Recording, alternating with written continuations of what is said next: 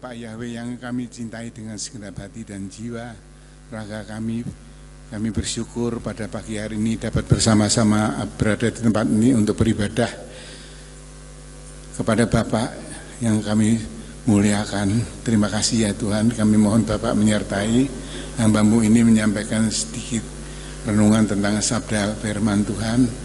Urapi ya Tuhan agar menjadi berkat bagi sidang jemaat tempat ini dan kepujian bagi nama Bapa, Putra dan Roh Kudus. Terima kasih Bapak, dalam nama Tuhan Yesus kami naikkan doa kami ini. Haleluya, amin. Salam sejahtera Bapak Ibu sekalian yang saya kasihi di dalam Yesus. Sudah lama saya tidak ada di sini, agak pangkling jadi hari ini saya dapat kehormatan dari Bapak Yakob untuk membawa sedikit renungan tentang sabda Tuhan, dan saya bawakan hari ini adalah tentang kisah Ratu Esther ya. Baiklah, kita akan segera mulai. Persia kuno disebut Persis Bapak Ibu,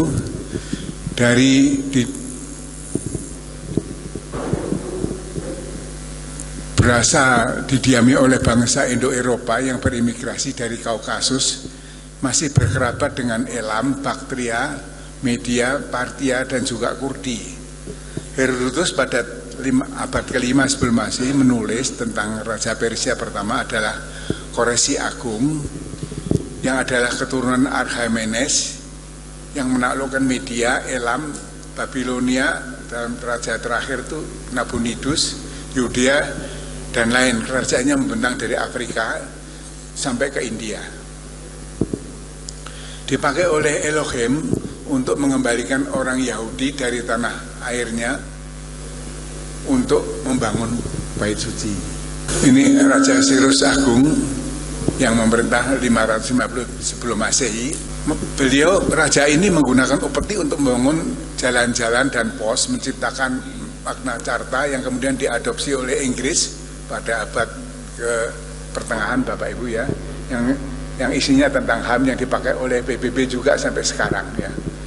Raja yang murah hati dan mengampuni raja-raja kerajaan-kerajaan yang ditaklukkan oleh dia ya. Dan contohnya yang tentang Magna Carta itu adalah tiap orang dalam kerajaannya maupun kerajaan yang ditaklukkannya boleh memeluk agama menurut kepercayaannya masing-masing. Penerusnya yaitu Darius, Ahasveros, Xerxes, dan seterusnya menaklukkan Yunani, pernah membakar Athena, tapi kemudian Persia dikalahkan oleh Alexander yang Agung pada abad keempat sebelum Masehi. Orang-orang Persia kuno menganut agama Zoroaster. Ya, nabinya bernama Zarathustra, nabi agama Zoroaster, kitab sucinya namanya Avesta, dan yang disembah namanya dewanya adalah Ahura Mazda. Poin-poin khotbah yang hari ini saya bawakan adalah tentang Ratu Esther, orang yang mengandalkan Tuhan, wanita yang menyelamatkan bangsanya, air kehidupan dan kesenangan duniawi, perkawinan adalah sakral, Tuhan melepaskan umatnya, terjadinya kejahatan, tak ada pesta yang tidak berakhir, dan firman Tuhan mengenai Elam pada akhir zaman, dan pesan-pesan Ratu Esther kepada sidang jemaat di tempat ini. Kisah ini dimulai pada zaman dahulu ya, abad ke-5 sebelum Masehi, tentang seorang wanita Yahudi yang yatim piatu yang terperangkap dalam keadaan dalam sebuah jurang, dalam situasi yang berbahaya, tidak ada kepastian dan kesengsaraan, yang tidak ada jalan keluar untuk melarikan diri ya. Dia tidak putus asa, wanita ini ya, bisa bertahan hidup dan mengatasi semua persoalan. Dia adalah wanita yang memang diciptakan oleh Tuhan untuk keadaan seperti itu. Esther adalah wanita kuat dan mulia yang memiliki kecantikan baik di dalam maupun di luar tubuhnya ya. Pakaiannya adalah kekuatan dan kehormatan, dan dia tertawa terhadap hari depan, kata Amsal Salomo. Bagaimana orang Yahudi berada di Persia? Ini adalah terdapat dalam kisah Tawarikh, satu Tawarikh tentang Raja Sedekia pelanjutan dari Yoyakim ya, naik tahta pada usia 21 tahun, memerintah 11 tahun. Dia memandang Mesir ya sebagai penolongnya. Di kitab Yeremia disebutkan demikian. Dan meminta bantuan kepada Edom, Moab, dan kerajaan-kerajaan yang lain untuk melawan Babel. Tidak menggantungkan diri kepada Tuhan dan bahkan menentang firman Tuhan dan juga menganiaya nabi ya, antara lain Yeremia. Zaman dia itu adalah zaman Nabi Yeremia ya. Mengeraskan hati, sombong, memberontak, dan menurut kitab suci orang yang tinggi hati adalah kekejian bagi Tuhan. Terjadi pada tahun 587 sebelum Masehi. Ini tidak begitu jauh sekali ya. Dan karena tidak menghiraukan para nabi, nubuat Yeremia bangsa Israel akan ditaklukkan oleh Babel ya, dalam hal ini Yehuda, kemudian akan dibawa kembali setelah 70 tahun lamanya ya. Tahun-tahunnya orang Persia itu adalah misalkan bulan-bulannya bulan Nisan, Iyar, Siwan dan lain-lain ya. Mungkin di sini tidak dikenal, tapi itu memang bulan-bulan zaman tahun abad itu. Penemuan buku tentang harian Ratu Esther, wartawan Edek Oscar dari Discovery pada Januari 2001 melaporkan bahwa sekelompok orang Iran dari Jirov ya, provinsi barat daya Iran, menemukan dan menjarah makam kuno yang berisi patung-patung dewa, dan pemerintah dalam hal ini tidak berdaya. Pada bulan Desember tahun 2003 pukul 5.27 gempa bumi 6,6 skala Richter menghantam provinsi Kerman ya Bapak Ibu. Ada 20.000 sampai 30.000 orang tewas dan 80% rumah di sekitar Bam atau daerah di Iran sana hancur. Seorang gadis Iran berusia 12 tahun menemukan sebuah kotak untuk antik berisi gulungan kertas bermeterai. Itu adalah buku catatan dari Ratu Esther ya. Dalam bahasa Aram Parsi Purba yang pada saat itu berharga kira-kira 130 juta dolar.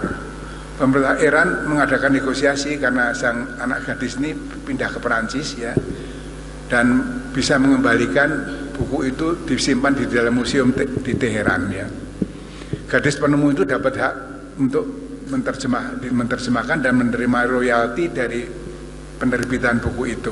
Ini gambar asli dari buku harian Ratu Esther Bapak Ibu. Diceritakan dalam buku itu Abihail ibu Hadasa. Jadi Esther itu dulunya bernama Hadasa, yang namanya sebelum diganti menjadi Esther. Sekarang ini dipakai misalkan di rumah sakit di Yerusalem. Orang-orang Israel juga banyak yang pakai nama Hadasa. Termasuk di Indonesia mungkin ada beberapa yang pakai nama itu. Tapi di sini orang lebih mengenal dengan nama Esther itu. Bapaknya tidak dikenal namanya. Bapak ibunya pada waktu itu terkena penyakit demam besar ya Bapak Ibu. Sakit apa tidak diterangkan dalam kitab itu. Kemudian meninggal dunia. Tapi Esther masih hidup. Seorang yang sedang keadaannya kritis melaporkan kepada Mordekai yang adalah sepupu dari Ratu Esther tentang keadaan keluarganya. Mereka sebetulnya akan pulang ke negeri leluhurnya, yaitu di Yudea sana. Tapi keburu meninggal orang tuanya itu sebelum pulang. Mordekai segera menyusul ke tempat itu, dan dari keterangan seorang yang ada di situ diterangkan bahwa Esther dibawa oleh para pedagang budak ya. Mordekai kemudian mencari rombongan orang-orang yang membawa Esther itu dan memeriksa tenda demi tenda, kemah demi kemah, akhirnya menemukan dan direbutnya dan dibawa pergi ke kota Susan. Waktu itu ibu kota Persia kuno itu adalah Susan Bapak Ibu ya. Mordekai naik tadi sudah saya ceritakan ya. Kemudian Mordekai menjual kudanya dan dia berdagang di pasar. Yang dijual adalah berdagang bulu-bulu domba. karena dia memelihara domba, dan Esther memelihara bunga-bunga mawar untuk dijual juga di pasar itu. Ya. Ada seorang yang namanya Setana, itu ibu Kores, ya, seorang pemuda yang cakap, pembuat karpet. Ya. Kemudian berkenalan dengan Esther, dan Kores ini menjadi pacarnya Esther. Ya. Setana, ibu dari Kores itu memberikan perhiasan karena suaminya Setana itu adalah seorang pembuat barang-barang perhiasan yang dari segala macam logam, ya. Esther dan Kores saling jatuh cinta. Dalam buku itu diceritakan pernah menyelamatkan pacarnya Kores itu dari terkaman harimau gunung. Jadi Esther seorang wanita yang kuat, saya kira, ya, dan sehat, ya. Adat perkawinan di sana zaman itu adalah berlaku hukum matriarkat, yaitu wanita memberi mas kawin atau membeli prianya, ya, Bapak Ibu, ya. Seperti kalau sekarang ini di Indonesia, di daerah Sumatera Barat, raja mengadakan pesta, Bapak Ibu.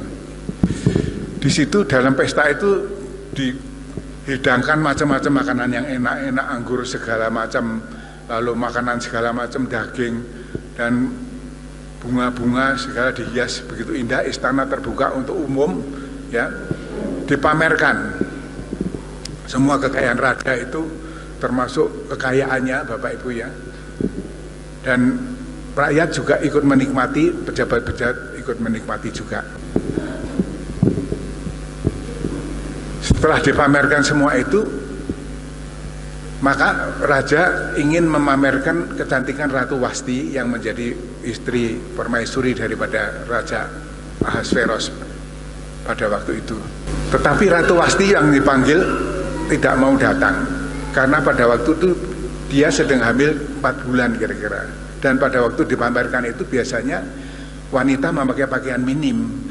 Jadi Ratu Wasti menolak sebagai orang timur, ya, karena dia lebih menjaga kehormatannya mungkin, ya, dan juga lagi posisinya sedang hamil muda, ya, tidak mau, Bapak Ibu, ya. Nah, kemudian pamer harta dari Ahasveros itu menimbulkan iri hati dan cemburu kepada orang-orang karyawan-karyawannya, para jenderal-jenderalnya dan sebagainya. Kita ingat dalam perjanjian lama itu Raja Hizkia yang sakit kemudian diberi waktu oleh Tuhan untuk memerintah lagi selama beberapa 15 tahun kalau nggak salah itu. Dia memamerkan kekayaannya kepada utusan Raja Babel. Nah, kemudian setelah pulang ke Babel dia lapor, kaya loh itu negara itu yang di bawah Hizkia itu, banyak perhiasannya, ya, banyak emas-emas dari bait suci, sehingga Nebukadnezar memikirkan untuk menyerang kerajaan Hizkia di belakang hari dan merebut kekayaannya itu dan menjarah kekayaannya itu. Ini demikian juga, Bapak Ibu, pamer harta menyebabkan iri dan dengki. Kita lihat kemarin ini ada penangkapan orang-orang yang seperti itu, Sandra Dewi dan lain, itu dimulai daripada pamer harta kekayaan, Bapak Ibu. Sebelumnya tenang-tenang aja, begitu mereka pamer harta langsung diserbu. Oleh karena Bapak Ibu kalau di sini punya banyak uang, ya, tidak usah dipamer-pamerin. Kalau mau dipakai, ya dipakai untuk pekerjaan pemberitaan Injil saja sebanyak-banyaknya, ya. Tapi kalau pamer harta itu biasanya banyak negatifnya. Begitu juga ini orang-orang yang diundang oleh Raja Ahasveros ini sebagian mulai merencanakan untuk membunuh raja itu, ya. Baik, Bapak Ibu, ya. Esther menjual banyak bunga-bunga untuk pesta raja itu. Lalu Ratu Wasti menolak, tadi sudah saya ceritakan. Dan pada waktu Ratu Wasti diminta untuk datang itu, ada 7 sida-sida raja yang diutus, yaitu Mehuman, Bigta, Harboa, Bigta, Abagtia, dan Setar dan Karkas, Bapak Ibu. Setelah ditolak, kemudian raja minta pendapat dari para menteri-menterinya, ya, pembesar-pembesar tempat itu. Para pembesar memberi nasihat kepada raja bahwa hukuman harus dijatuhkan pada Ratu Wasti karena menolak keinginan raja, dan itu menjadi pembangkangan, nanti menjadi contoh bagi para istri-istri yang lain, ya. Tujuh pembesar yang diminta pendapatnya itu adalah Karsena, Setar, Atmata, Tarsis, Meres, Marsema, dan Memukan. Ya. Waktu itu wanita itu masih dikurung dalam rumah ya Bapak Ibu. Kalau pergi-pergi harus ditemanin oleh teman pria atau keluarga, famili atau suaminya ya. Dan mereka sedang berjuang untuk mengadakan kesetaraan gender karena kerajaan tetangganya yaitu Yunani. Di situ wanita-wanitanya sudah banyak mendapat kebebasan. Ya. Tadi sudah saya ceritakan. Jadi akhirnya Raja Ahasveros menurut pendapat daripada menteri-menterinya itu dan menjatuhkan hukum Persia dan Media, Ratu Wasti tidak boleh menghadap raja untuk selama-lamanya. Putusan ini dibuat oleh Raja Ahasveros dalam keadaan mabuk anggur, perut kenyang, pesta pora, tanpa pertimbangan yang matang. Ya. Tetapi tujuannya adalah supaya menjadi pelajaran bagi para istri agar memberi hormat dan tunduk kepada suaminya. Ini gambar ilustrasi saja. Wasti diturunkan sebagai ratu. Kemudian Raja Ahasveros disarankan untuk mencari penggantinya. Para pembesar-pembesar menyarankan agar mencari gadis-gadis yang tercantik dari seluruh kerajaan Persia kuno itu, Bapak Ibu, dan orang-orang yang punya anak darah yang masih muda-muda, ya, berumur antara 13 tahun sampai 17 tahun, dikumpulkan, dipilih dan dikumpulkan, dibawa ke istana Raja Ahasveros. Ini bisa dibaca di Ester 2 ayat 1 sampai 7 di istana Susan. Gadis-gadis yang dikumpulkan dimasukkan ke dalam balai para wanita, rumah selir istana Susan. Oleh sepupunya Mordekai, Ester disembunyikan di dalam sebuah gudang jerami di bawah. Tetapi ayahnya ayahnya Kores, yaitu pacarnya Ester, melaporkan pada petugas-petugas raja bahwa Mordekai punya anak gadis yang sepupu yang cantik sekali gitu. Jadi akhirnya digeledah rumahnya, ketangkap itu Ratu Ester itu. Namanya akan diganti. Jadi nama pada zaman itu yaitu namanya Ester, artinya ya kalau dalam bahasa Ibrani itu Dewi Bintang ya Bapak Ibu ya. Akhirnya ketemu Bapak Ibu, lalu petugas-petugas memberikan uang kepada Mordekai, tapi uangnya ditolak ya. Mordekai tidak mau menjual Ester dan uang itu dilempar ke kakinya Mordekai ya. Dalam buku Ester diceritakan dalam kereta perjalanan bersama gadis-gadis yang berusia 12-13 tahun, banyak yang menangis karena dipisahkan dari orang tuanya ya. Kemudian mereka disampaikan di rumah selir di tempat istana Raja Ahasveros, dan di situ dirawat sebelum dipertemukan dengan raja selama 12 bulan. Perawatan itu mencakup perawatan dari pagi setiap hari sampai malam, tidak boleh ada yang cacat. Jadi semua gadis-gadis itu harus sempurna, cantik. Seperti ini harus dipenuhi sejumlah perawatannya itu, badannya itu dilurur supaya kulitnya halus ya dan baunya wangi. Dilurur dengan minyak-minyak antara lain minyak badam, zaitun, kalau sekarang untuk komposisinya itu minyak zaitun, alantoin, mur, sopora, kasai, ya wangi-wangian, deodoran, rempah-rempah agar kulit menjadi lembut, parfum-parfum dan makanan-makanan pilihan bergizi agar tubuhnya menjadi berisi, ya padat berisi. Tetapi Bapak Ibu, di antara para wanita-wanita itu di dalam rumah selir itu terdapat persaingan di antara para wanita yang akan dipertemukan dengan raja. Persaingan-persaingan itu seringkali tidak sehat. Jadi wanita-wanita itu diperacun dengan misalkan diberikan morfin, diracun sampai mati, dan kadang-kadang diberikan ular kobra. Yang merupakan saing utama itu selimutnya seringkali sebelum tidurin itu diberi ular kobra, sehingga wanita tersebut kalau malam mau tidur masuk selimut langsung dipatok kobra dan mati di situ ya. Di sini Ester dijaga oleh 7 dayang-dayang perempuan yang dipimpin oleh Astari, yang dia itu sebetulnya adalah mata-mata dari pihak lawan Ahasveros yang ditunjukkan untuk mencari situasi informasi di dalam istana ya. Dan laki-laki Sida-Sida 2 orang kebiri. Sida-Sida itu orang kebiri yang namanya Hegai dan Hatah. Di situ Ester itu masih teringat pada pacarnya Israel namanya Kores dan mengharapkan seperti Robin Hood, Kores akan datang menaikin tembok, membebaskan dia dan membawa Ester melarikan diri. Tetapi itu hanya angan-angan saja Bapak Ibu, tidak pernah terjadi ya. Riwayat Hegai dan Astari itu wanita yang ya keadaannya prihatin ya waktu berhasil untuk melamar pekerjaan sebagai kepala dayang di situ. Demikian juga para sida-sida pada zaman itu kalau bisa menjadi orang Kebiri, Bapak Ibu, itu berat sekali. Karena mereka itu waktu di operasi itu tidak seperti zaman sekarang. Ada disterilkan dulu dan sebagainya. Pada zaman itu orang Kebiri, kalau di Kebiri itu banyak yang meninggal dunia karena infeksi. Sama seperti ibu yang melahirkan itu juga banyak yang infeksi karena belum mengerti tentang sterilisasi dan lain-lain.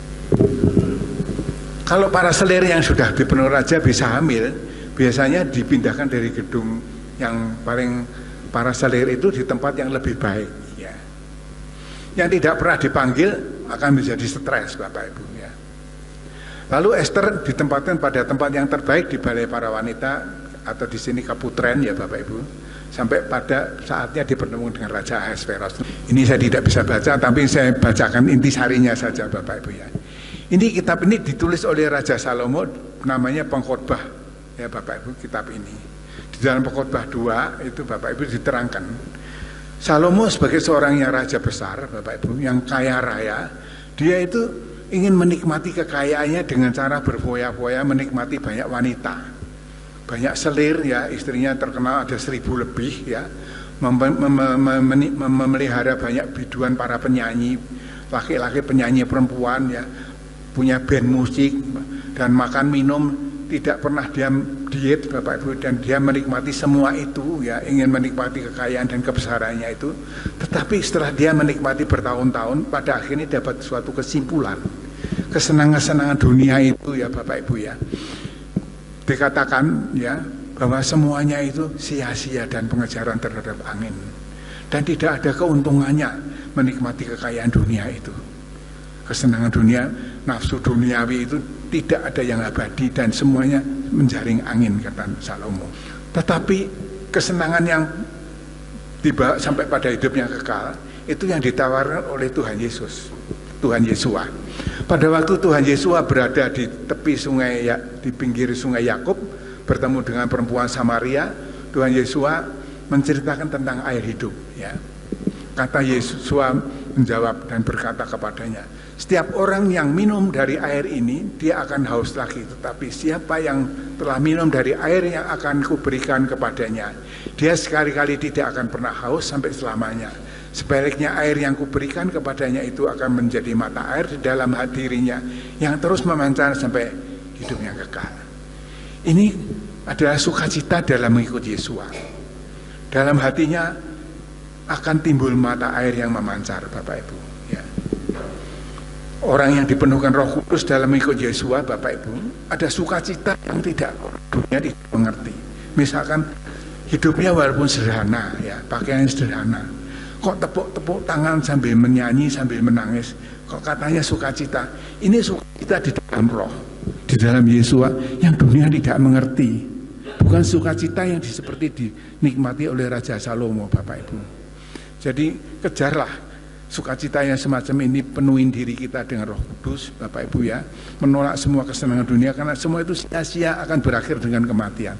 Tapi mata air sukacita di dalam Tuhan Yesua, di dalam Roh Kudus itu akan memancar dari dalam hati kita sampai pada kehidupan kita yang abadi kelak di dalam kerajaan Bapa Yahweh, Tuhan Yesua dan Roh Kudus. Esther dipenuhkan dengan raja. Di sini Bapak Ibu bisa dilihat di Esther 2 ayat 15-16. Di situ Esther dipenuhkan dengan raja. Esther ini adalah wanita yang bisa baca tulis. Pada waktu itu selir-selir lain banyak yang tidak bisa baca tulis, buta huruf. Jadi Esther ini pandai Bapak Ibu, bisa diajak diskusi. Dia di pertemuan dengan raja itu melihat bahwa raja sedang membaca gulungan-gulungan kertas. Dia itu lagi tidak suka sama Yunani tetangganya itu, dan dia ingin menggempur Yunani itu. Dan Esther bisa diajak sebagai teman bicara merundingkan masalah politik, masalah kerajaan.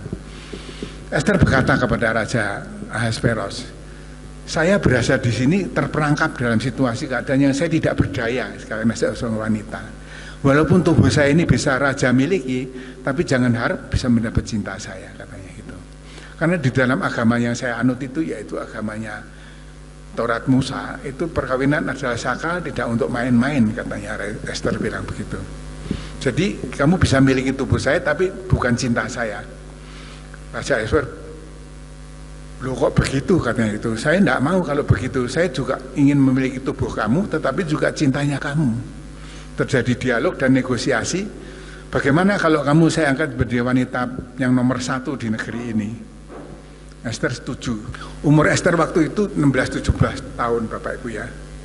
Pada zaman sekarang ini banyak gadis-gadis yang istilahnya meterai. Misalkan ada gadis yang kalau suaminya tidak kaya tidak mau kawin dengan pemuda, pacarnya pemuda yang tidak kaya itu ya. Malah ada yang di luar negeri saya pernah baca ada gadis cantik yang mencari jodoh pria yang paling tidak harus memiliki $100.000 ya. Tapi itu di sana bukan di sini ya Bapak Ibu ya. Akhirnya raja setuju memberikan Esther sebagai gelar wanita, sebagai permaisuri ya, wanita pertama di negeri Persia, negara kerajaan Ahasverus itu.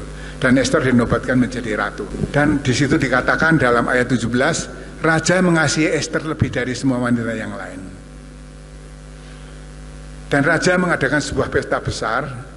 Kemudian pada waktu itu ada pesta besar itu umumnya ada pertunjukan yang spektakuler. Pertunjukan yang top pada waktu ada pertandingan mengadu manusia di arena gladiator. Pria diadu dengan laki-laki, diladu dengan binatang-binatang buas.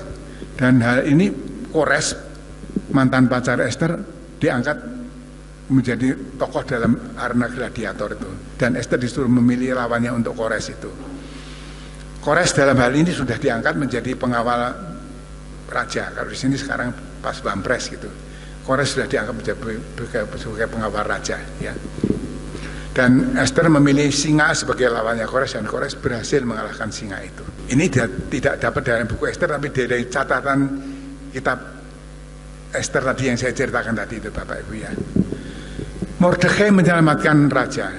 Di dalam Esther 2 ayat 21-23 di situ ceritakan Mordekai yang duduk di pintu gerbang tiap hari mendengar ada 2 orang yang namanya Bigtan dan Teres untuk merencanakan untuk membunuh Raja Ahasverus.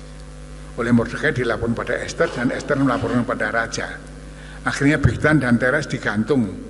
Itu dicatat di dalam buku sejarah kerajaan dan tapi Mordekai tidak diberi hadiah apa-apa. Ini gambar ilustrasi saja. Mordekai mendengarkan Bigtan dan Teres sedang merencanakan untuk membunuh raja. Bapak Ibu, kita beralih kepada orang nomor 2 di negeri itu adalah Haman yang diangkat menjadi Perdana Menteri ya. Pelaksana pemerintahannya dari Raja Ahasverus ya. Di sini disebutkan dalam kitab suci itu Haman itu adalah anak Hamedata ya, seorang yang jahat. Esther 7 ayat 6. Lalu seteru orang Yahudi, orang Agag, orang Amalek keturunan Esau, dan orang Amalek tidak takut Elohim, musuh abadi orang Yahudi. Sampai sekarang Bapak Ibu keturunannya sekarang juga berperang terus di Timur Tengah sana. Kemudian Haman itu mempunyai sifat sombong dan angkuh. Kalau pergi kemana-mana rakyat yang dilewatinya harus berlutut menghormati Haman itu. Pada waktu Haman melewati ada berdiri itu Mordekai tidak mau berlutut karena Mordekai hanya mau berlutut menghormati kepada Tuhannya Mordekai sendiri, yaitu Bapak Yahweh waktu itu ya. Oleh karena Haman merasa marah dan mendendam dan ingin membunuh mati Mordekai, bukan hanya Mordekai tapi seluruh orang Yahudi yang ada di kerajaannya orang Persia itu. Lalu Haman memerintahkan, buatlah tiang gantungan dari kayu setinggi 50 hasta. Dari besok dengan seizin raja, minta izin dari raja, dia akan menggantung Mordekai itu. Dalam kisah selanjutnya, saya persingkat saja Bapak Ibu supaya jangan terlalu panjang ya. Raja pada waktu itu sedang tidak bisa tidur malamnya Bapak Ibu ya. Haman sudah mempersiapkan surat perintah untuk membunuh semua orang Yahudi yang ada di seluruh kerajaan Persia untuk menghadap besoknya. Tapi malam itu Raja Ahasverus tidak bisa tidur, membaca-baca buku sejarah tentang kerajaan Persia itu dan mendapatkan bahwa ada 2 orang yang menyelamatkan nyawa raja dari percobaan pembunuhan yaitu Bigtan dan Teres yang dilaporkan oleh Mordekai melalui Ratu Ester. Lalu Raja Ahasveros tanya kepada dua orang itu, kepada Mordekai diberi hadiah apa? Belum pernah dikasih hadiah apa-apa, ya Bapak Ibu. Sementara itu Bapak Ibu, Mordekai menemui Ester dan berkata, jangan berdiam diri, walaupun kamu tinggal di istana raja, nanti kamu akan dibunuh juga, karena semua orang Yahudi akan dibunuh oleh Haman dan pengikut-pengikutnya. Ya. Karena mendengar hal itu, Ratu Ester menemui Kores yang menjadi pengawal presiden, yang mengawal raja, yang pada tengah malam buta melaporkan hal itu supaya raja diberitahu juga. Di dalam hal ini Bapak Ibu, kita bicara dalam kitab Ester 4, di situ Ester bertekad untuk menyelamatkan bangsanya, ya. Dan dia berdoa terlebih dahulu baru bertindak, ya. Dia memerintahkan kepada Mordekai agar pergi memberitakan kepada seluruh orang Yahudi yang ada di Susan dan di berbagai tempat yang keburu diberitahu agar semuanya berpuasa 3 hari 3 malam, tidak makan tidak minum.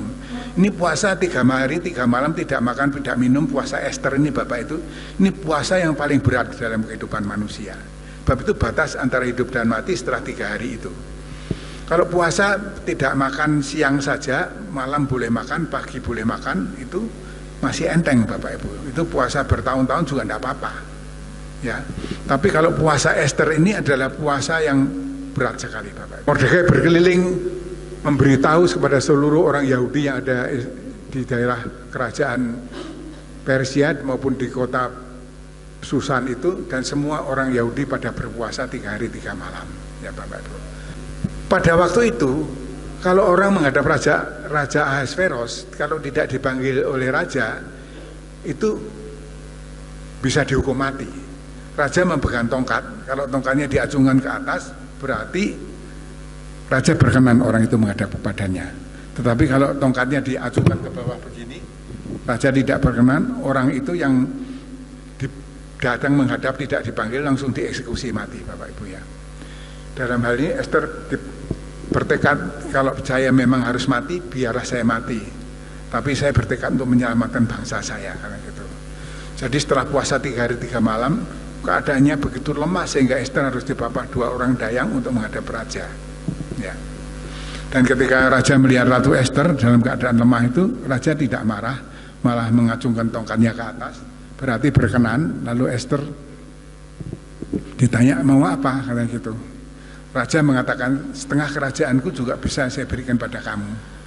Bukan itu yang saya harapkan. Nanti saya akan kasih tahu pada waktu saya mengadakan pesta. Dan pada waktu pesta itu saya berharap raja dan Perdana Menteri Haman hadir dalam pesta itu. Ini gambar ilustrasi saja Ratu Ester dalam keadaan lemah dipapah menghadap Raja Ahasveros. Ester merencanakan sebuah pesta pertama dalam Ester 5 ayat 8. Di situ diterangkan, dihidangkan makanan-makanan yang lezat Bapak Ibu. Raja datang dan Perdana Menteri Haman juga datang. Dalam pesta yang meriah itu, Ester ditanya oleh Raja Ahasveros, apa keinginan kamu? Ester tidak menjawab apa-apa. Nanti pada waktu pesta yang raja yang kedua, baru saya memberitahu. Nah, itu Tuhan menjawab seruan umatnya. Tadi saya ceritakan, malam hari itu Bapak Ibu, raja setelah pesta itu, raja mengadakan tidak bisa tidur. Ya. Kemudian membalik-balik buku sejarah, tadi menemukan bahwa ada 2 orang, Bigtan dan Teres, yang menyelamatkan raja dari percobaan pembunuhan, dan Mordekai yang melaporkan tidak diberi hadiah apa-apa. Kemudian raja memikirkan untuk memberi hadiah yang besar kepada Mordekai itu. Ya. Di sini firman Tuhan mengatakan, hati raja sebagai batang air di dalam tangan Tuhan, diarahkan kemana saja yang dia ingini. Kira-kira begini Bapak Ibu, hati raja itu seperti batang air. Umpamanya kita memegang selang air, ada airan air yang deras, ya, kita bisa semprotkan air itu kemana saja menurut kita yang memegang ini selang ini Bapak Ibu. Di sini kitab suci mengatakan bahwa hati raja adalah seperti batang air di tangan Tuhan, Tuhan bisa membelokkan hati raja kemana saja seperti sesuai dengan kehendak Bapa di surga. Ya. Kemudian waktu pagi-pagi Mordekai meminta izin membantai Haman itu. Sebelum Mordekai bicara dengan raja sudah bertanya dulu, kehormatan apa diberikan kepada orang yang bisa menyelamatkan raja, karena itu. Apa pikirnya Haman ya menghadap Ahasverus waktu itu, tentu ini kira-kira saya ini yang akan dikasih kehormatan ya. Tidak taunya itu adalah Mordekai, Bapak Ibu ya. Jadi Perdana Menteri Haman disuruh oleh Raja Ahasverus untuk membawa Mordekai keliling kota Susan ya, dengan diberi pakaian raja, pakaian kebesaran raja, kemudian naik kudanya raja, dan sambil dituntun oleh Haman, Mordekai naik kuda itu harus berteriak, Haman, beginilah diperlakukan orang yang hidupnya berjasa besar kepada Raja Ahasverus. Bayangkan Bapak Ibu ya, Haman datang minta untuk menetapkan hukuman mati kepada seluruh rakyat,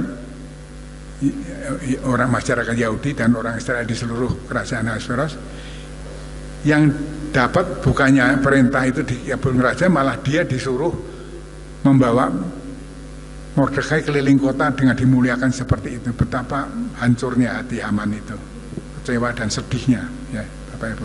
Kemudian terjadi pesta raja yang kedua ya, di situ raja bertanya pada Ratu Ester, apa yang kamu minta? Katanya Ester, saya minta diselamatkan nyawa saya dari orang yang akan membunuh saya. Bun Raja bertanya, siapa yang begitu berani membunuh kamu, katanya gitu. Ester menjawab, langsung menunjuk kepada Perdana Menteri Haman. Di pesta itu Ester langsung menunjuk Haman sebagai orang yang berencana membunuh dirinya dan seluruh orang Yahudi. Raja menjadi marah, berjalan keluar ruangan ya, menghirup udara segar karena dadanya benggeram akan meledak ya Bapak Ibu ya. Dan waktu itu Haman begitu ketakutan, tersungkur kepada kastil tempat Ester duduk, dan raja melihat seakan-akan Haman ingin memegang ratu. Raja menjadi marah ya, apakah kamu ingin menggagahi ratu juga ya. Kemudian raja memerintahkan agar Haman digantung pada tiang gantungan yang dia buat sendiri itu. Di sini kitab suci mengatakan, engkau menyediakan hidangan kepadaku di hadapan lawan-lawanku. Bapak Ibu bisa lihat ini ditulis oleh Pastor Daud, Raja Daud. Waktu itu Raja Daud dikejar-kejar Saul ya. Waktu udah dalam gua di Engedi, itu Raja Saul kelelahan dan tidur. Daud ada di dalam situ. Kalau Daud mau menombak Raja Saul, pada waktu Saul bisa mati. Tapi Daud tidak membunuh Raja Saul. Di situ ada ayat yang mengatakan, engkau menyediakan hidangan ya terhadap lawan-lawanku, katanya, kata firman Tuhan di dalam Mazmur itu Bapak. Akhirnya Bapak Ibu, Haman digantung di tempat tiang gantungan yang dia suruh perintahkan membuat. Kemudian seluruh keluarga Haman juga dieksekusi Bapak Ibu. Rumah Haman diberikan kepada ratu ya. Lalu cincin kebesaran Perdana Menteri yang dipasukkan jari Haman diambil dan dimasukkan ke jari Mordekai, dan Mordekai diangkat menjadi orang kedua di negeri itu. Ya. Kemudian perintah raja bahwa orang Yahudi boleh mempertahankan nyawanya. Di kota Susan itu orang Yahudi membunuh banyak orang musuhnya, dan di berbagai provinsi lainnya ada yang sampai 70.000 jumlahnya orang itu yang dibunuh oleh orang Yahudi, musuh-musuhnya itu. Kesimpulan Bapak Ibu, kita bisa melihat di sini ya, Tuhan bisa membalikkan situasi dari keadaan yang sangat terpuruk menjadi yang baik ya. Karena Tuhan mengatur kelepasan bagi orang yang berseru kepadanya. Di sini di jemaat ini kalau ada saudara-saudara yang menghadapi situasi yang sulit, yang seakan-akan tidak ada jalan keluar ya Bapak Ibu ya, jangan ragu-ragu untuk berharap pada Tuhan ya, untuk bertindak sebagai Ratu Ester ya. Yang diingat bukan pertolongan dari orang-orang lain dulu, tapi pertama-tama berharap kepada Bapak Yahweh dulu, Tuhan Yesus dan Roh Kudus ya. Tuhan melindungi umatnya secara ajaib, dan Tuhan senantiasa berdaulat sepanjang masa. Ya, Tuhan tidak pernah lalai menepati janjinya. Pada titik ini Ester yang hatinya masih bimbang, masih sering ingat pada pacarnya, katanya dalam buku itu dia langsung memberikan cintanya 100% kepada Raja Ahasveros. Pesta Purim ditetapkan sebagai perayaan, ya. Tiap tahun sampai sekarang Bapak Ibu orang-orang Yahudi di sinagoge pada 14-15 bulan Adar ditetapkan sebagai hari perayaan dan kegembiraan. Dibacakan kitab Ester, ya. Hari Raya Purim dari membuang pur, yaitu membuang undi untuk mengacaukan dan membinasakan mereka. Ini diperingati dan banyak orang katanya sering meneteskan air mata mengenang kisah Ratu Ester ini. Mordekai menjadi orang kedua di Persia, menjadi Perdana Menteri, Bapak Ibu, mendapat kekuasaan, ya. Banyak membuat undang-undang yang disahkan oleh raja, antara lain kesetaraan gender, perpajakan, pembangunan rumah untuk rakyat dan sebagainya. Ini Raja Ahasveros memerintah tahun 86 sampai 465 sebelum Masehi, dan Ester menjadi ratu pada tahun 478 sebelum Masehi. Ini menurut Wikipedia, Bapak Ibu, ya. Polisi Ahasveros dalam memerintah di bawah dengan dibantu oleh Mordekai. Polisinya itu damai, banyak membangun infrastruktur, bangunan-bangunan penting untuk rakyat. Raja Ahasveros mencapai kebesaran dan kemakmuran bagi seluruh rakyat, Bapak Ibu, ya. Seperti tadi saya ceritakan, di mana ada kekuasaan, kekayaan, harta, pangkat, di situ ada intrik, ya Bapak Ibu, ya. Pembunuhan, ada percobaan pembunuhan sudah 3 kali terhadap Raja Ahasveros, dan sekarang ini ada kudeta, Bapak Ibu. Kalau kita lihat sekarang di Indonesia, ya, seperti pada zamannya Bung Karno, kemudian berganti dengan Pak Harto, itu intinya kan tidak lain adalah perebutan kekuasaan. Waktu itu kan ada peristiwa G30S dan lain-lain, banyak orang yang mati, ya Bapak Ibu, ya. Dan juga sekarang kita melihat pemerintahan yang sekarang ini, Prabowo akan menang. Pak Prabowo ini kan banyak orang yang mendukungnya, itu pasti juga minta balas budi. Di sini Bapak Presiden kita yang akan datang, kita doakan saja, akan menghadapi banyak tantangan. Di mana ada kekuasaan dan harta, Bapak Ibu, itu ada intrik, pengkhianatan dan sebagainya. Kita doakan agar pemerintahnya berjalan dengan baik, ya, dan sukses, ya. Nah, pada waktu itu Raja Ahasveros dikudeta, Bapak Ibu, ya. Kores dan pengikut-pengikut setia pengawal raja dibunuh, ya. Pemimpin kudeta itu adalah yang ditunjuk untuk melaksanakan eksekusi adalah Artabanu yang merupakan kepala pengawal raja. Justru kepala pengawal itu yang dipercaya dia yang membunuh raja, ya. Astari yang merupakan kepala dayang-dayang berkolaborasi dengan pemberontak menjadi mata-mata.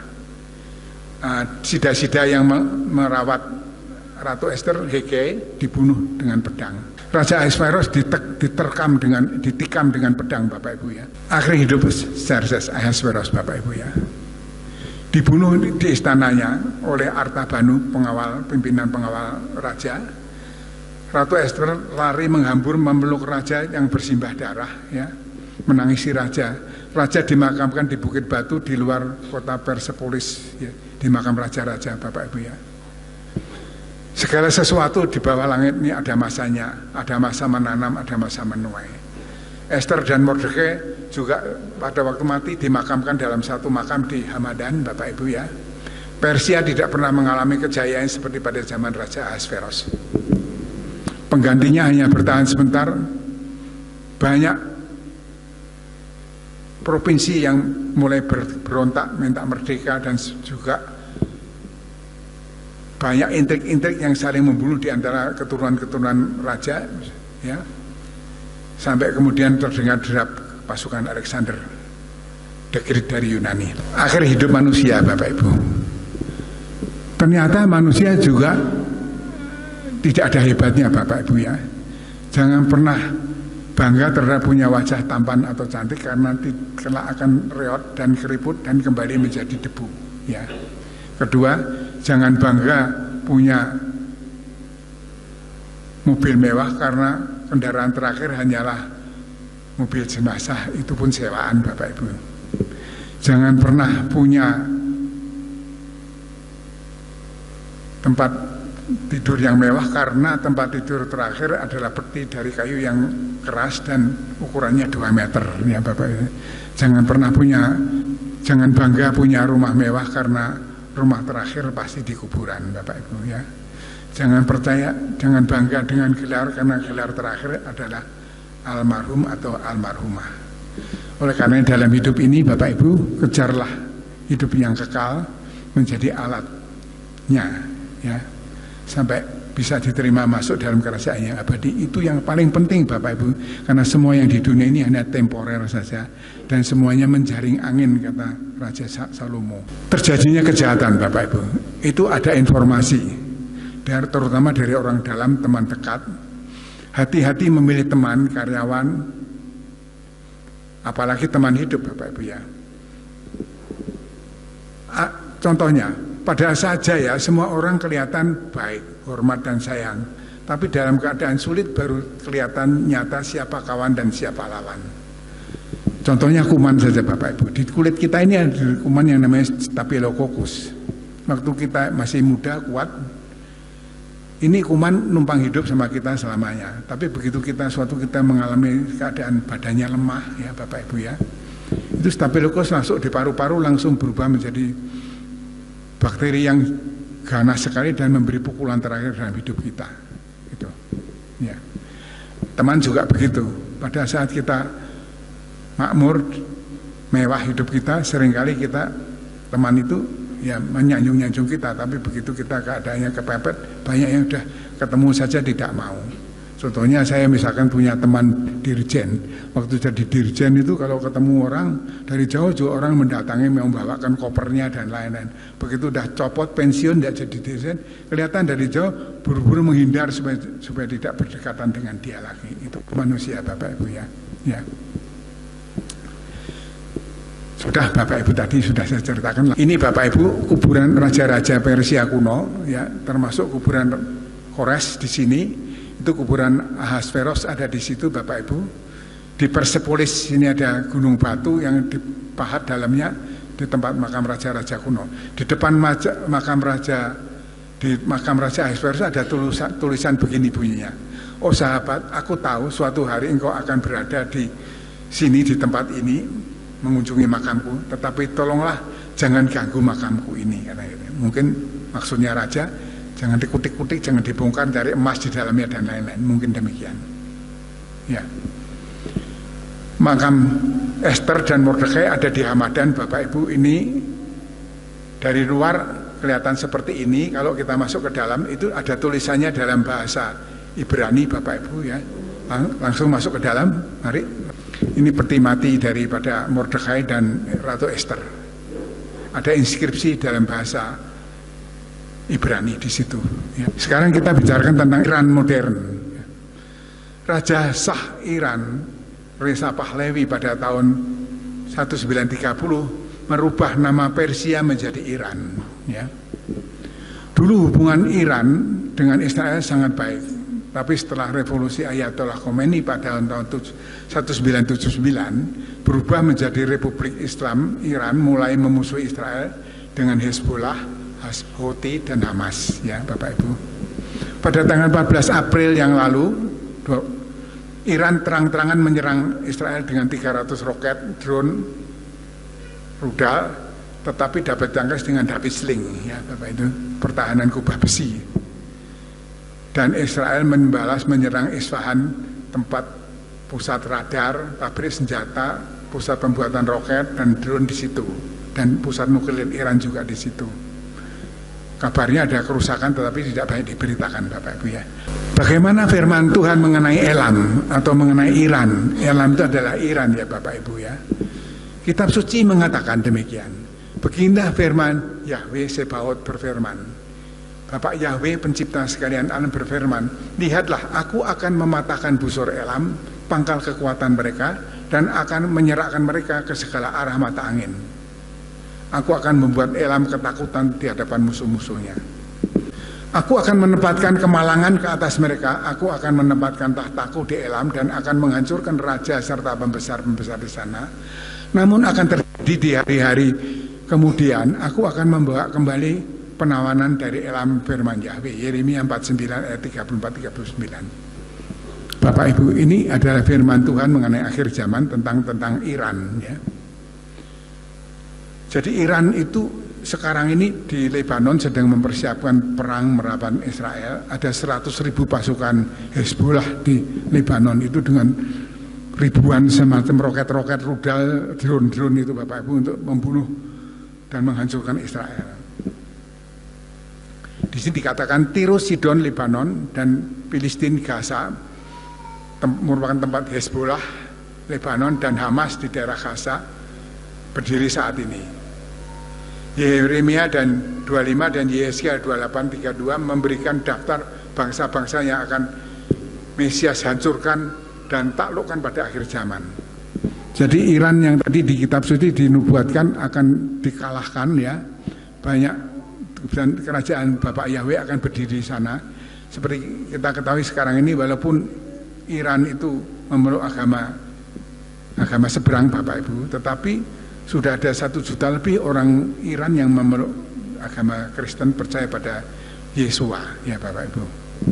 Dan pintu-pintu yang tertutup rapat itu tidak bisa menghalangi apa itu sosmed ya, pemberitaan Injil melalui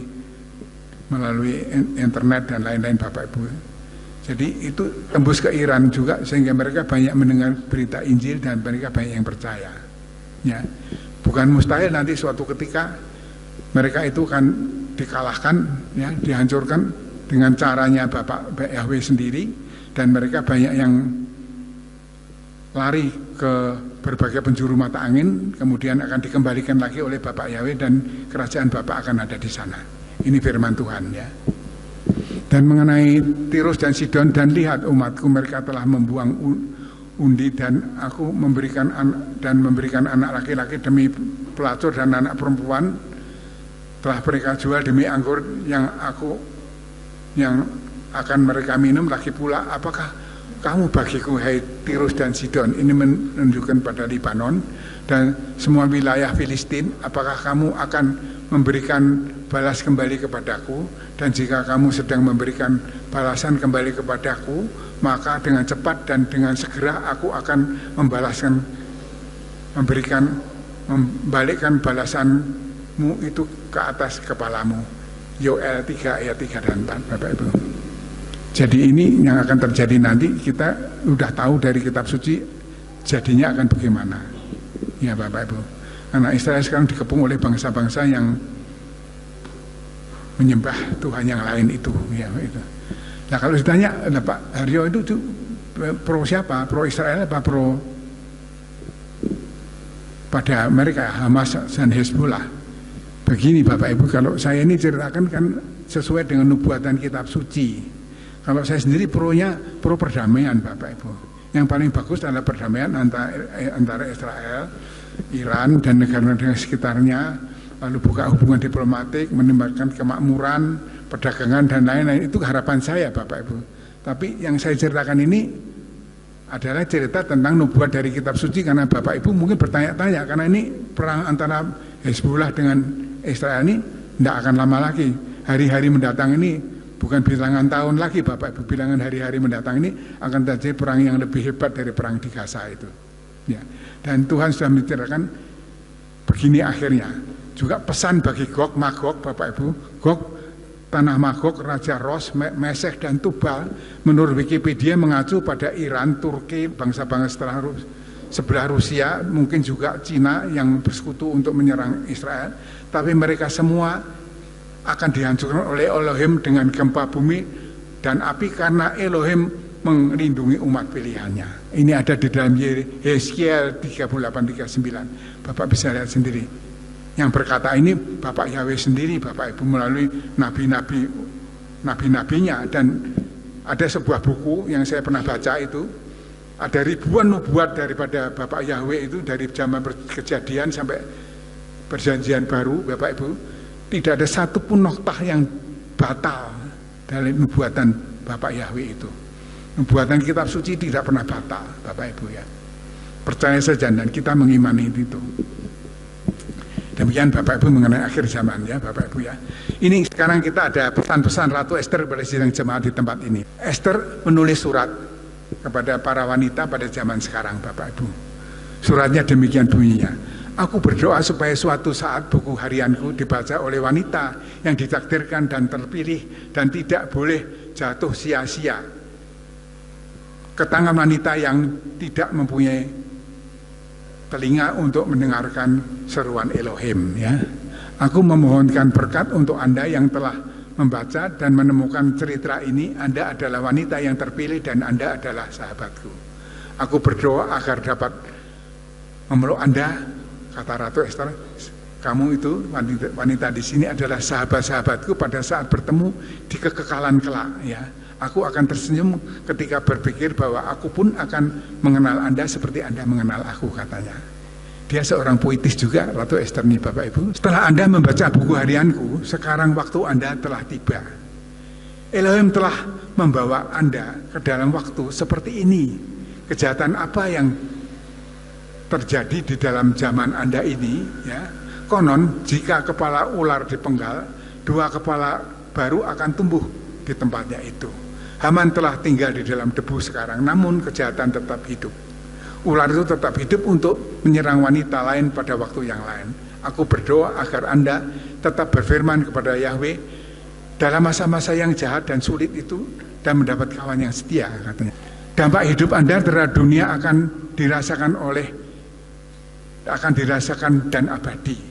Pergilah sekarang, pergilah merengkuh masa depan Anda. Biarlah ceritaku dan firman Yahweh memberi Anda kekuatan dan penghiburan. Ketika Anda menang dan mengangkat secawan anggur di pesta Anda sendiri, ya, pandanglah bintang-bintang dan berikan aku sebuah senyuman. Sebab siapakah yang dapat mengubah dunia seperti seorang wanita?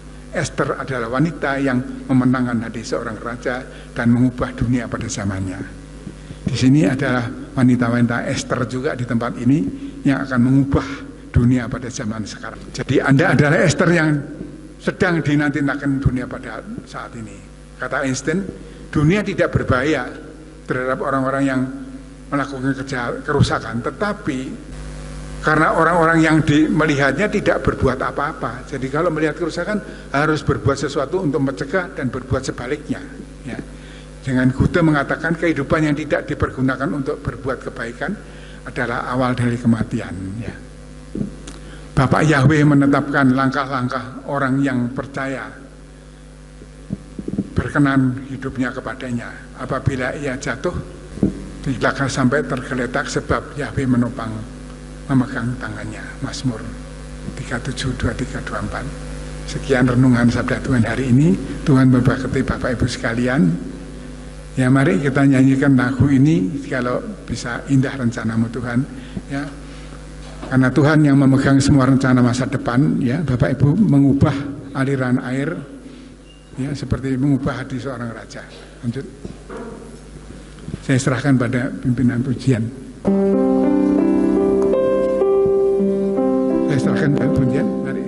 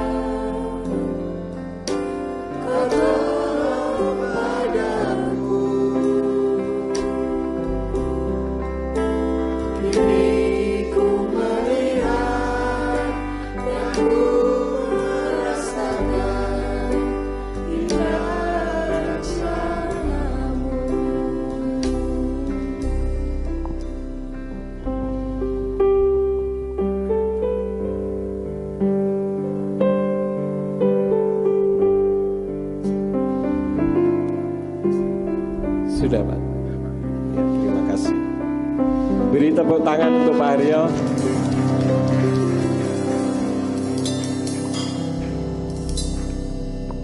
Puji Tuhan, satu firman yang luar biasa. Kalau kita renungkan keadaan zaman sekarang ini, ngeri sekali saudara-saudara ya. Karena itu jangan kita mengandalkan kehidupan kita, andalkanlah Bapa Yahweh.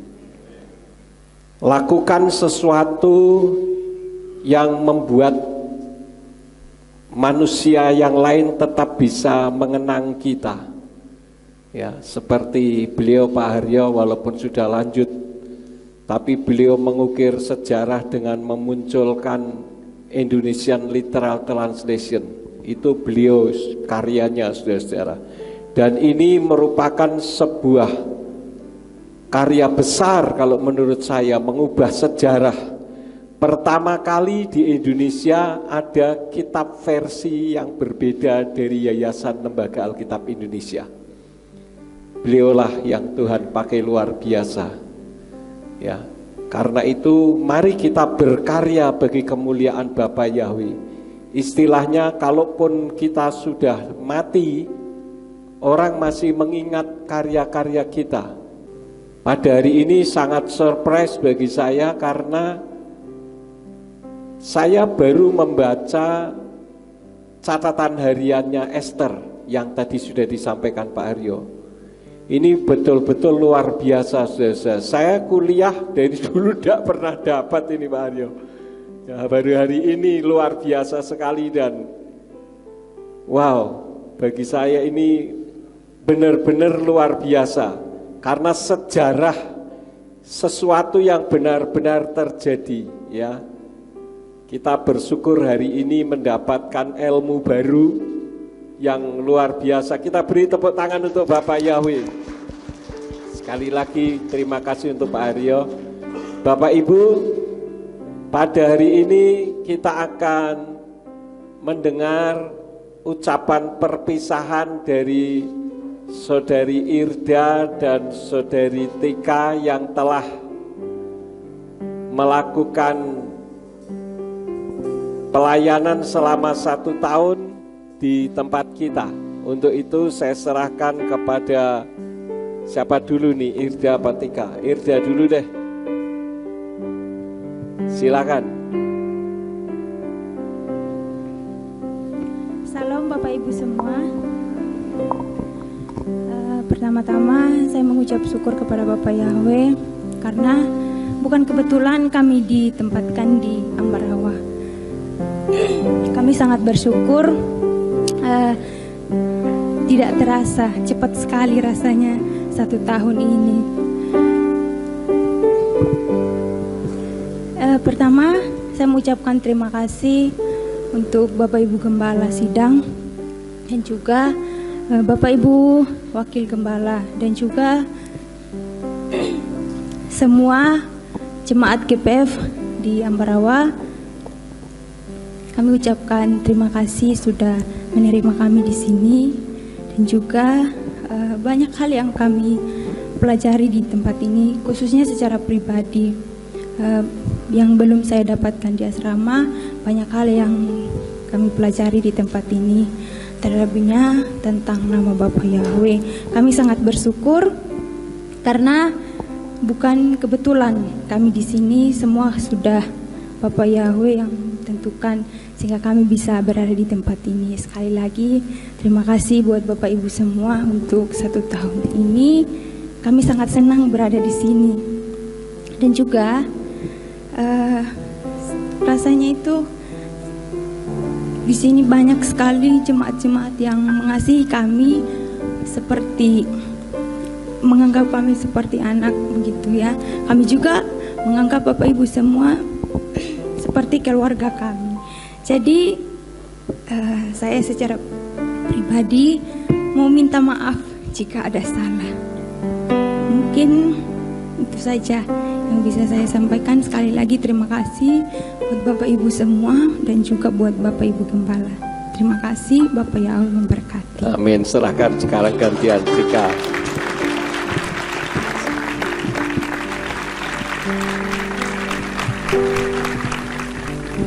Shalom Bapak Ibu. Tidak terasa ya sampai kami di sini 1 tahun, dan terima kasih untuk kebersamaannya, sudah menerima kami apa adanya. Dan satu hal yang saya syukuri di tempat ini, banyak pengalaman yang saya dapatkan yang dulunya yang nggak mungkin saya lakukan ya, tapi pas di tempat ini banyak pelajaran yang saya ambil, mulai dari siaran, juga di Surya Keresim, dan itu menurut aku ya sangat luar biasa, karena kedepannya nanti saya juga akan melakukan hal yang sama untuk mendidik anak-anak, mengajar anak-anak. Dan terima kasih juga untuk Dedi, Kak Simeon, Mami, juga buat keluarga besar GPF Surya Kebenaran. Kami sangat bersyukur punya keluarga di tempat ini, bisa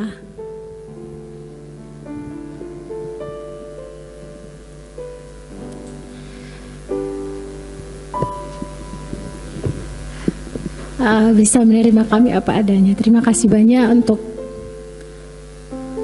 jemaat.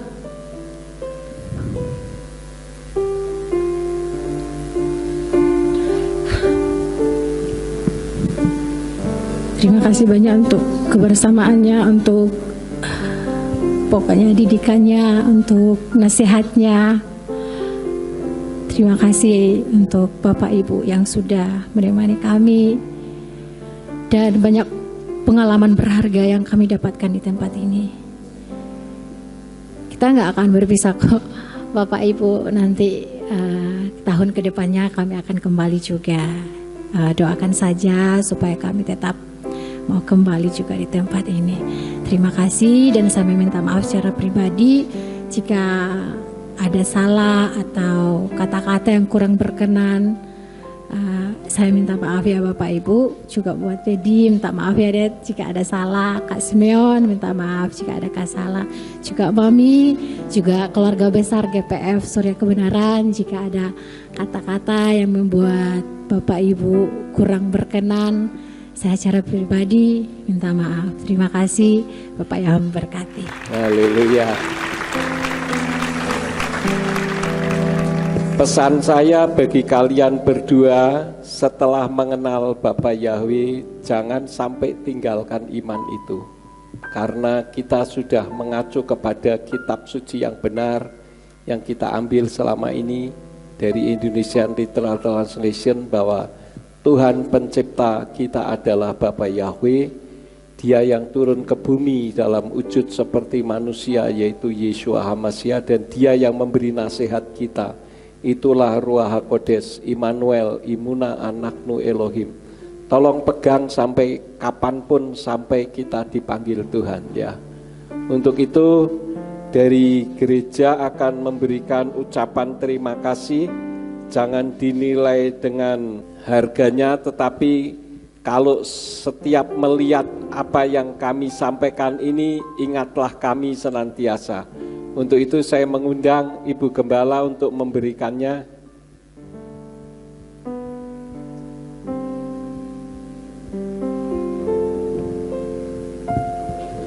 Untuk Irda.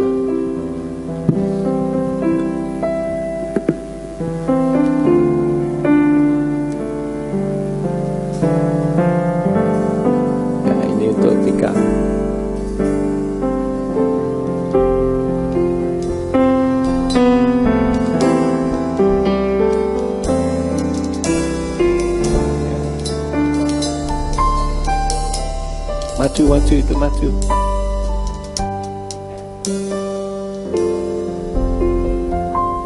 Ya, mudah-mudahan kalian dapat jodoh orang yang takut akan Tuhan.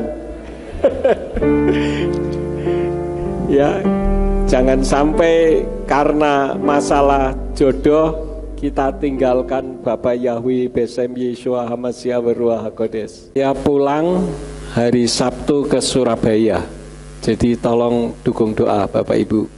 Ya, saya kalau sudah melayani yang namanya memberitakan nama Yahweh, semangatnya semangat 45. Ya, karena memang Tuhan tugaskan saya untuk memberitakan nama Bapa. Baik, kita akan akhiri. Mari kita bangkit berdiri. Kita tundukkan kepala, kita berdoa kepada Bapa Yahweh. Tuhan, kami mengucap syukur untuk apa yang telah Engkau kerjakan melalui ibadah kami pada hari ini. Kami memberkati Pak Haryo beserta dengan Ibu Ella. Engkau memberikan kesehatan luar biasa kepada mereka senantiasa, agar karya-karya besar yang lain dapat Pak Haryo munculkan bagi bumi, bagi dunia, bagi semua manusia yang ada di atas muka bumi ini. Secara khusus tentang pemberitaan nama Bapa Yahweh. Engkau telah memakai hamba-Mu ini dengan luar biasa, sehingga mengukir sejarah di Indonesia. Tuhan, tolong agar seluruh jemaat yang ada di tempat ini maupun yang mendengarkan melalui live streaming, melalui radio, maupun melalui YouTube, Tuhan juga melakukan karya yang besar bagi mereka. Kami berdoa untuk saudara-saudara kami yang akan pulang ke Jogja, yang akan pulang ke Jepara, kami serahkan perjalanan mereka ke dalam tangan-Mu. Demikian pula Pak Haryo beserta dengan Bu Ella yang akan kembali ke Jakarta. Tuhan sertai di perjalanan, jauhkan dari marabaya, malapetaka, tibakan di tempat dengan selamat. Dan biarlah karya-karya besar dapat kami semua lakukan untuk kemuliaan bagi nama-Mu. Terima kasih Bapa, semua yang sudah ambil bagian di dalam pelayanan pada hari ini, Engkau pakai semakin hari semakin heran. Kami menyerahkan untuk Irda dan Tika yang tidak lama lagi akan segera meninggalkan kami. Kiranya Tuhan selalu menuntun langkah-langkah hidup mereka, masa depan mereka bagi kemuliaan nama-Mu. Terima kasih Bapa.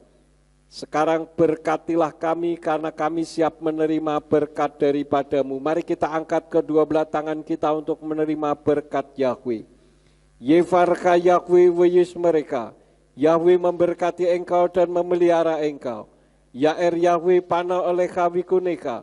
Yahweh menyinari engkau dengan wajahnya dan memberi engkau anugerah. Yesa Yahweh pana oleh Yashem leka shalom. Yahweh menghadapkan wajahnya kepadamu dan memberi engkau damai sejahtera. Diberkatilah engkau di kota dan diberkatilah engkau di ladang. Diberkatilah buah kandunganmu, hasil bumimu dan hasil ternakmu, yakni anak lembu sapimu dan kandungan kambing dombamu. Diberkatilah bakulmu dan tempat adonanmu. Diberkatilah engkau pada waktu masuk dan diberkatilah engkau pada waktu keluar. Sekarang pulanglah dan terimalah berkat. Kasih Bapa Yahweh Sang Pencipta, kasih karunia Adonai Yeshua Hamasya Sang Pembeli Jiwa, dan Ruach HaKodes menyertai saudara sekalian sampai Maranatha.